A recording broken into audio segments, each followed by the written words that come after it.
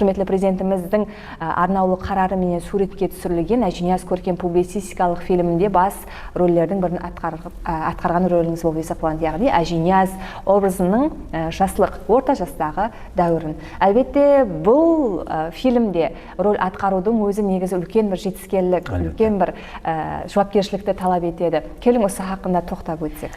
Мен үшін бұл үлкен жетіскенлік һәм аумет деп айтсам қателеспеймін, себебі Әжінияз фильмінің бастағы жұмыслары, яғни кастинг жұмыслары 2023 жылы басыланған еді. Жаз айларында көпшілік актерлар қатары мен де кастинг жұмысларына келіп қатынастым. Әлбетте, сол уақытта кастинг жұмысларын бақылап барған инсанлар, яғни режиссер Құдырат Атажанов, Қарақалпақ фильм директоры Икрам Абдыкаликов һәм Қарақалпақстан халық жазушысы Мұратбай Нызанов атамыз отырды. Жолы ұлы үлкен ұстазларымызбен біргелікте кастинг жұмысларына қатынастық. Онан кейін сол актерларды сайлау жұмыслары уақытында маған айтты, енді естіттім былай. Атта шауып білесің бе деген сұрау болды дәсілеп. Онан кейін сол атта жүретін жігітлердің біреуінің рөлін ойнайтығын шығарсыз деген хабарды естіттім, сондай сөзлерді. Бірақ анық қайсы рөлге тастиқланғанымды білгенім жоқ. Һәм 2024 жылы Әжінияз фильмі съемка жұмыстары бастану алдында, Қарақалпақ фильм имаратында дөрлетушілік жамаатпенен танысып, сол жерде рөлдерге актерлардың тастиқланғанлығын айтып, һәм таныстыру болды. Сонда режиссер Құдырат Атажанов һәм Икрам Абдыкаликов біргелікте актерларды айтты, мына рөлдерге тастиқланды. Сонда Әжінияз бабамыздың рөлін Қарақалпақстан Республикасына қызмет көрсеткен артист көп жүрсін Алланазаров атқарады деді. Бір кезде шайыр бабамыздың жаслық дәуірін Арман Барақов атқарады деп таныстырды. Сол уақыттағы сезімлерді елі сезінемен, арасын айтсам терлеп, жүрегім бір тез ұрып, сол дәрежеде сол уақытта қасымда Рүстем аға отырып еді. Рүстем аға да құтылқылап, Арман құтылқылаймын, бас рөлге тастиқланыпсың деп. Хәзір де міне сол сөздерді айтып жатырмын, сол сезімдер хәзір өтіп жатыр жүрегімнен.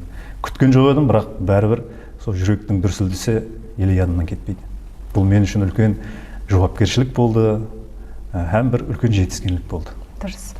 Әлбетте, әрбір инсанның, яғни өзінің жұмысы барысындағы ең үлкен жетіскерлігінің шыңы, яғни кульминациялық ноқаты сол бір мемлекеттік фильмдерде, мемлекеттік киноларда бас рөлдердің бірін атқару есептеледі. Әсіресе осы Қарақалпақ халқының ардақлы шайыры бабамыз, Әжінияз бабамызға арналған фильмде түсудің өзі де өзгеше сезім оятады адамда.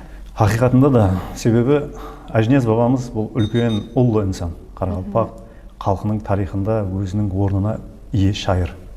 Бердақ бабамыз, міне осындай ұлы инсанлардың образын кино арқылы халқымызға жеткеріп беру, бұл үлкен жауапкершілік һәм үлкен бір жетіскенлік, жаңа айтқанымдай. Білесіз бе, мен бұрынлары арзу ететін едім, ниет қылатын едім. Себебі мен көп кино актерларды білемін, мысал ретінде айтамын. Ұстазым көп жүрсін Алланазаровты. Мысалы, театр сахнасында ұлы шайыр бабамыз Ибраим Юсуповтың өмірін, яғни сол инсанның образын театр сахнасында атқарды. Онан соң россиялы актер Сергей Безруков Пушкиннің, Есениннің образларын атқарды. Мен де әуесет еткен едім, мен де сондай үлкен ұлы инсанлардың өмірін рөл қылып атқарсам кинода деп. Әлбетте, сол рөлді берген уақытта да, сенім білдірген уақытта да бір өзгеше қуандым.